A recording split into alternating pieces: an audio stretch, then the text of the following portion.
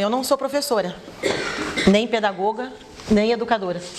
Estou falando isso porque nós estamos num sindicato de professores, educadores e pedagogos. Eu sou metalúrgica. Nós somos de uma organização que entendemos que, independente do local que a gente trabalhe, se nós somos trabalhadores em empresas privadas ou trabalhamos para o Estado, nós fazemos parte de uma mesma classe. Então, estar com vocês aqui é bem importante para nós que acreditamos que nós vivemos num mundo em que o capitalismo está concentrando cada vez mais riqueza na exata medida que ele está espalhando muita miséria, seja no Brasil ou no mundo todo. Começar essa conversa com vocês falando exatamente disso, da necessidade que a gente tem de se reconhecer como classe trabalhadora no mundo que eles fazem de tudo para que a gente não se reconheça como classe. Não sei se é diferente em Araucária, mas às vezes quem trabalha no Estado é educado a dizer o seguinte: eu não sou trabalhador, eu sou servidor público, como se você fosse parte de uma outra categoria acima do conjunto dos seres humanos, não é isso? E se a gente for ver a questão salarial e a questão de direitos que hoje tem os trabalhadores do serviço público, vocês estão tão precarizados quanto nós que trabalhamos nas empresas privadas. Mas o capital faz isso justamente para que a gente não se reconheça como classe. Ter um sindicato como esse aqui, e vocês tiveram uma eleição recentemente, não foi? O ano passado. E que reafirmaram uma direção combativa de luta é fundamental, porque nós entendemos que nesse momento que nós vivemos, principalmente no Brasil, ter instrumentos como os sindicatos que são comprometidos com os trabalhadores é fundamental para a gente poder avançar nessa resistência contra a retirada de direitos. 2008 foi o grande período de uma das saídas do capital.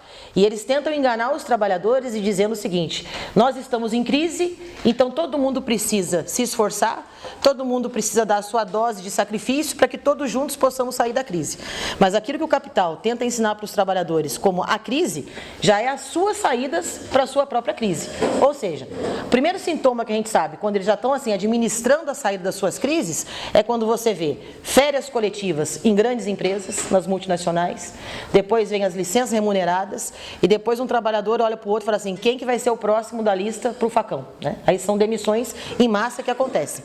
E eles enganam os trabalhadores dizendo o seguinte: bom, para que não haja mais demissões, então é preciso que cada um contribua com um pouco de si. Então vamos reduzir o salário, vamos retirar alguns direitos para que todo mundo possa manter o seu emprego. E aí, infelizmente, direções sindicais que não são comprometidas com os trabalhadores enganam a categoria que representam, dizendo o seguinte: olha, vamos entregar um pouco de salário, vamos entregar um pouco de direito para conseguir manter os empregos. Eles entregam e as demissões continuam. Porque qual é a discussão dos patrões? Eu estou mantendo o nível de emprego. Olha a diferença. Manter o nível de emprego é muito diferente de não ter demissões. Porque eu posso demitir alguém que recebe R$ 2.500 e contratar outro recebendo R$ 1.500. Eu não mantive o nível de emprego? Só que achatei ainda mais o salário dos trabalhadores. Isso foi feito em 2008 nos Estados Unidos, em todos os países da Europa, e aqui também foi feito. Não sei se vocês lembram que o nosso ex-presidente, que hoje está bem perto de vocês aqui na Polícia Federal, ele dizia o seguinte: a crise aqui não vai chegar, não é? A marola. Aí ele pensou um pouquinho e falou assim: acho que uma marolinha chega, não é? Quando chegou, foi um tsunami em cima dos trabalhadores.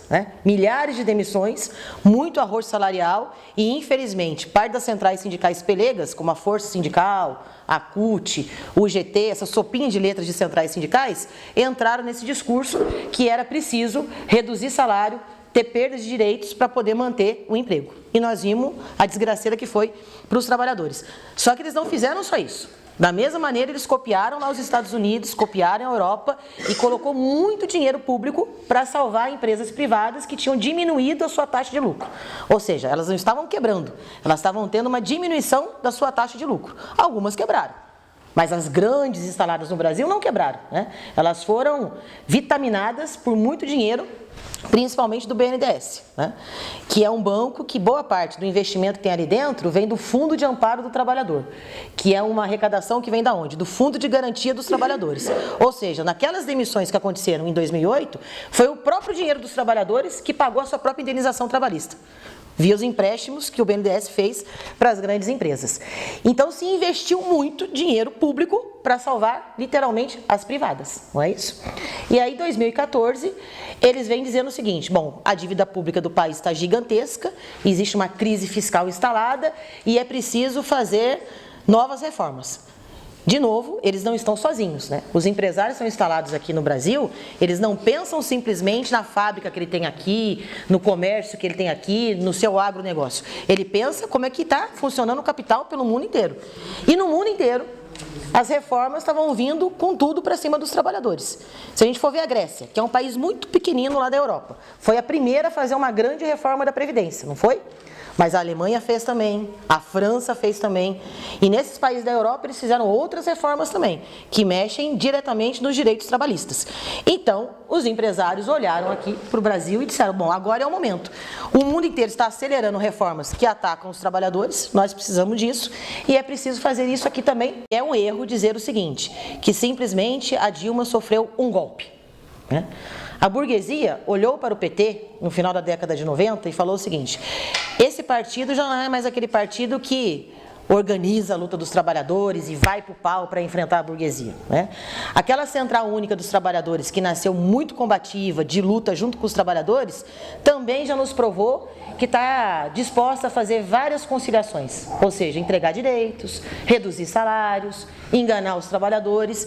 Então a burguesia olhou para aquele PT e falou o seguinte, bom, agora eles estão prontos para administrar a máquina do Estado para os nossos interesses, né? Então não foi simplesmente o Lula escolher o Zé de Alencar para ser o seu vice-presidente, que era um grande da indústria têxtil, e nem foi a Carta ao Povo Brasileiro que eles lançaram em 2003. Foi um processo de mais de 2 décadas que a burguesia foi olhando para aquele partido que nasceu da luta dos trabalhadores e, infelizmente, se transformou no seu contrário. Por que a gente diz infelizmente? Porque nós da Intersindical, nós não achamos que isso é motivo de alegria.